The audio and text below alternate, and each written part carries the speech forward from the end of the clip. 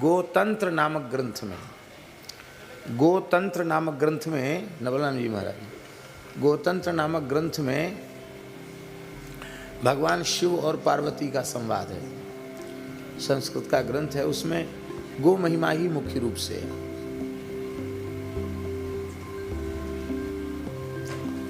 तो भगवान शिव ने इतनी गो महिमा का वर्णन किया है, वो कहते पार्वती जो अधिक नहीं अपने जीवन में केवल 10 गोवंश की सेवा करके उनकी सुरक्षा कर लेता है, बधिकों से 10 गायों को बचा लेता है, तो हे पार्वती उस व्यक्ति को धरती पर मेरा ही स्वरूप समझना चाहिए। उस व्यक्ति के दर्शन से पापात्मा मनुष्यों के भी पाप नष्ट हो जाते हैं। ऐसा है, विचित्र बात है। हम जब ये वाक्य स्मरण करते हैं और पथमेड़ा महाराज जी सामने आते हैं तो हमको सोचते हैं, देखो इनके माध्यम से भगवान ने कितने गोवंश की रक्षा कराई। ऐसे तो महापुरुष का दर्शन ही अत्यंत पुण्यमय है। तो आप सबको भगवान ने कृपा करके इस महत्वपूर्ण कार्य में गो उपासना के, गो सेवा के कार्य में लगा रखा है।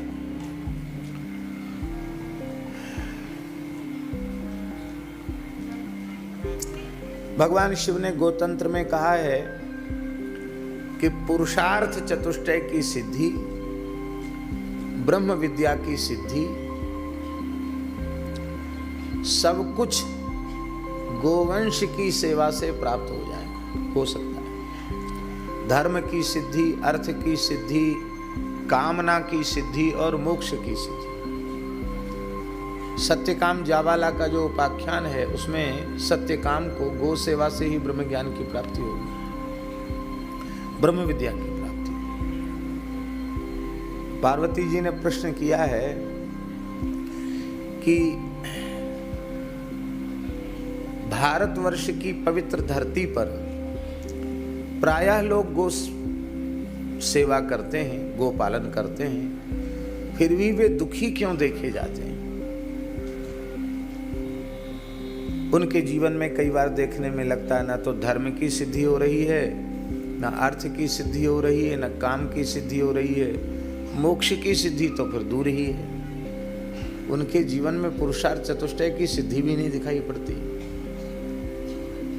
आप इतनी महिमा बता रहे हो गो सेवा की, उसका कारण क्या है? बहुत सुंदर प्रश्न है।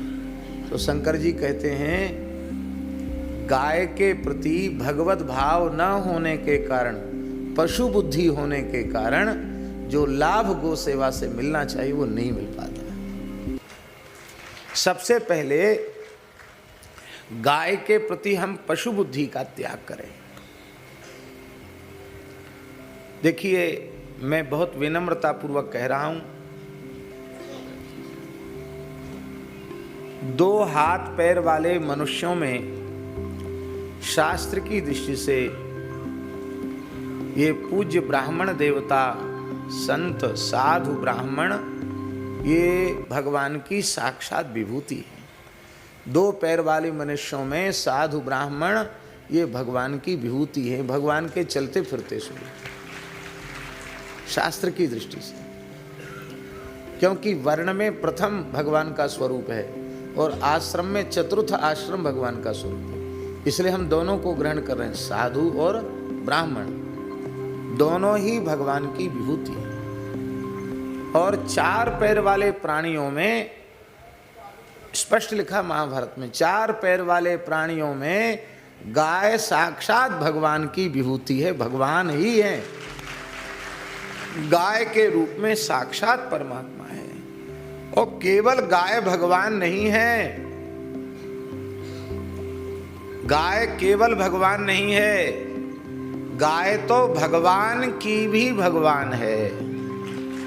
आप लोग कहेंगे भगवान की भगवान कैसे? हम सब अपना आराध्य रामकृष्ण नारायण को मानते हैं और रामकृष्ण नारायण ये गौ माता की सेवा करते हुए दिखाई पड़ते हैं। तो उपास्य की उपास्या होने से अति उपास्या है, इष्ट की इष्ट होने से अति इष्ट है। और आराध्य की आराध्या होने से अति आराध्या है। इसलिए गाय भगवान की भी भगवान है। पुराणों में आप देखेंगे तो गणपति की गो भक्ति, पुराणों में देखेंगे तो भगवान शिव की गो उपासना, गो भक्ति। भगवान शंकर का एक अवतार तो सुरभि के गर्भ से हुआ है। भगवान शंकर ने सुरभि के गर्भ से नील वृषभ के रूप में अवतार ग्रहण किया है, पुराणों में वर्णन है। एक बार शंकर जी को ऋषियों का शाप लग गया था, तो उन ऋषियों के शाप के कारण, ब्रह्मापराध के कारण, ब्राह्मणों के अपराध के कारण शिवजी के संपूर्ण शरीर में दाह पैदा हो गया, जलन। हिमालय में चले गए, मानसरोवर में चले गए, कहीं भी दाह शांत नहीं हुआ। तब अंत में नित्य गोलोक धाम की अधीश्वरी जो सुरभि गौ माता हैं, उनकी शरण में भगवान शिव गए और सुरभि की स्तुति की। सुरभि ने कहा कि मैं तुम्हारा दाह शमन करूंगी, संपूर्ण पाप ताप संताप और शाप का शमन करने की सामर्थ्य मुझ में है। तो सुरभि गाय ने मुंह खोला और मुख मार्ग से भगवान शिव सुरभि के उदर में प्रविष्ट हो गए। अब जब शिवजी चले गए उदर में, तो बिना शिवजी के तीनों लोकों में हाहाकार मच गया। अब देवता खोजे चले ब्रह्मा जी के नेतृत्व में, कहाँ हैं शंकर जी, खोजो खोजो खोजो खोजो, सब जगह खोजा, कहीं नहीं मिले शंकर जी। अंत में गोलोक धाम में आए, भगवान से कहा, भगवान ने कहा सुरभि से प्रार्थना करो। तो सुरभि से प्रार्थना किया तो सुरभि ने कहा कि देखो मेरे गर्भ में भगवान शिव विराजमान है, देख लो। देखा तो साक्षात भगवान शिव नील वृषभ के रूप में गर्भ में थे। देवताओं ने स्तुति किया और वह भगवान नील वृषभ के रूप में प्रकट हुए। और शिवजी ही शिवजी को धारण करते हैं। शिव तत्व को धारण करने की सामर्थ्य किसी सामान्य में कहाँ है, इसलिए नंदी भी शिवजी का ही स्वरूप है। इसी प्रकार से पक्षियों में गरुड़ भगवान का स्वरूप है और गरुड़ जी भगवान का वाहन है। तो भगवान को का भार ढोने की सामर्थ्य भगवान में ही है, किसी जीव में कैसे हो सकती है। इसलिए गरुड़ जी भी भगवान है। नंदीश्वर शिव स्वरूप ही है। इसलिए वेद में लिखा है माता रुद्राणाम, वेद में लिखा है गाय के लिए माता रुद्राणाम, 11 रुद्रों की मां है गाय। स्वसादित्या नाम, 12 आदित्यों की स्वसा है, बहन है। गाय की बड़ी महिमा वेद में लिखी हुई है। गणपति की गोभक्ति, सूर्य की गोभक्ति, दुर्गा की गोभक्ति, पार्वती की गोभक्ति और भगवान रामकृष्ण नारायण की गोभक्ति तो प्रसिद्ध ही है। तो हमारे वैदिक सनातन धर्म के जो पंचदेव हैं, वो पंचदेव ही गो उपासना करते हुए दिखाई पड़ते हैं। इसीलिए कोई किसी का भी उपासक क्यों ना हो, उसके उपास्य की उपास्या भी गाय है। इसलिए हिंदू सनातन धर्म में, वैदिक धर्म में गाय भगवान से भी श्रेष्ठ है। और सनातन धर्म का मूल है गाय।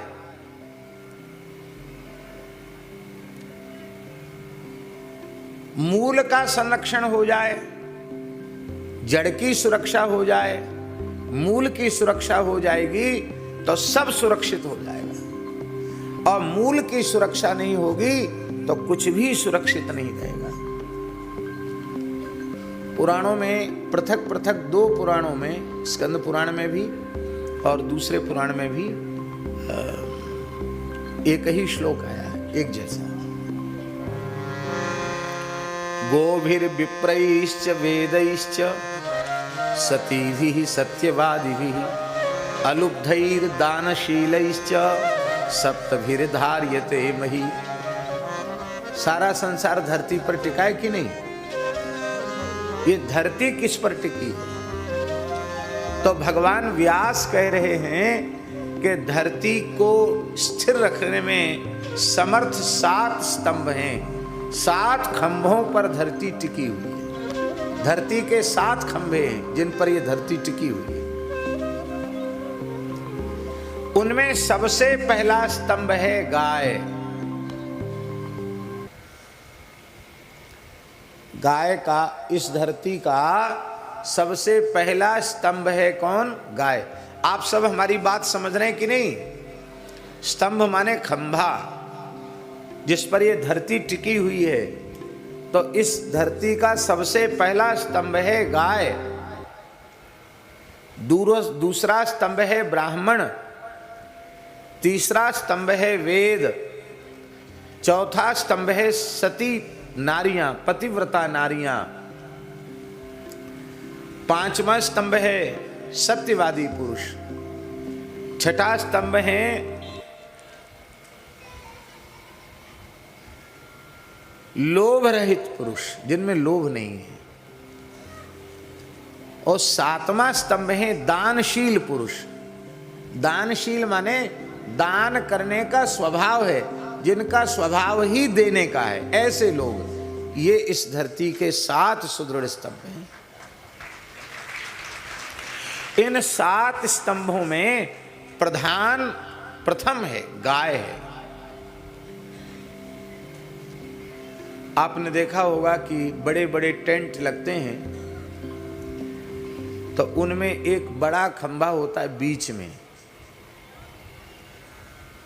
ऐसे ऊपर से रोक के रखता है, और उसके चारों ओर छोटे छोटे खंभे होते हैं। तो छोटे छोटे खंभों की भी भूमिका है, उसको खींचकर ठीक रखने में उसकी भूमिका है, लेकिन प्रधान भूमिका है जो मुख्य खंभा है उसकी। आपने देखा होगा कुंभों में टेंट लगते, बड़े टेंट, तो जब टेंट लगता है ना नया, तो बीच का खंभा सबसे पहले लगता है, फिर खींच खींच करके दूसरे खंभे लगते हैं। और जब उनको गिराना होता है तो लगाने में बहुत टाइम लगता है, गिराने में समय नहीं लगता। हमने आंखों से देखा, गिराने में वो क्या करते हैं, रस्सी उसमें उधर थोड़ा सा नीचे खोद देते हैं और रस्सी बांध के बाहर टेंट के खड़े होकर रस्सी से झटका लगाते हैं। तो जैसे ही बीच वाला बांस गिरा नहीं, वो खंभा गिरा नहीं, कि बीच वाला खंभा गिरते ही पूरा टेंट नीचे गिर जाता है। छोटे मोटे खंभे सब अपने आप, फिर किसी को उखाड़ना नहीं पड़ता, सब अपने आप गिर जाते हैं। ठीक इसी तरह से प्रधान गाय है। कैसे प्रधान है, इसको आप अत्यंत संक्षेप में ध्यान पूर्वक सुने।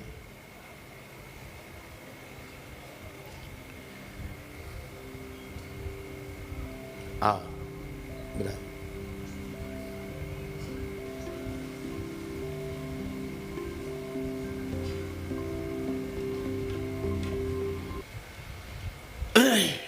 देखिए, पहला खंभा है गाय। गाय का मतलब गाय के आकार जैसा दिखने वाला प्राणी नहीं। वेदादि शास्त्रों में जो गाय का लक्षण कहा गया, वह लक्षण जिसमें घटित होता है वो गाय। तो जब हम गाय का लक्षण का विचार करते हैं, तो जो कृत्रिम गाय है, जर्सी, होल्स्टीन और अफ्रीकन वगैरह, अमेरिकन गाय, जर्सी दोगली, ये जर्सी दोगली अपने आप उससे पृथक हो जाती है। ये गाय नहीं मानना चाहिए, इसको गाय है ही नहीं। हम भैंस के दूध का पीने का समर्थन नहीं करते, क्योंकि वो स्वास्थ्य की दृष्टि से ठीक नहीं है, बुद्धि को मोटा बनाता है, शरीर में भी अनेक बीमारियां पैदा करता है। भैंस का दूध ठीक नहीं है, लेकिन फिर भी हम निवेदन करें, जर्सी दोगली की अपेक्षा भैंस का दूध ठीक है। भैंस जर्सी दोगली का तो दूध छूने योग्य नहीं है, न दूध छीनो योग्य है, न घी छूने योग्य है। इसलिए वेद लक्षणा भारतीय देसी गोवंश, जिसमें गाय का शास्त्रीय लक्षण घटित होता है, शासनादिमत्वम गोर लक्षणम। आप लोग कहेंगे देसी, तो जिन देशों में गाय है वो वहाँ की तो वही देसी गाय होगी, ऐसा नहीं है। ऐसा कुतर्क नहीं कर सकते, इसलिए नहीं कर सकते कि हजारों साल पहले दुनिया के किसी भी कोने में गाय के नाम पर भारतीय गाय ही थी। ये जर्सी दोगली की सृष्टि नहीं थी। गाय के नाम पर भारतीय गायें ही विश्व में थी। इसलिए गाय माने गाय, जिसमें शासनादिमत्वम गौर लक्षणम, प्रधान लक्षण है गलकंबल और ककुद। इसमें जो डिल्ला वो जिसमें होता उसको गाय कहते।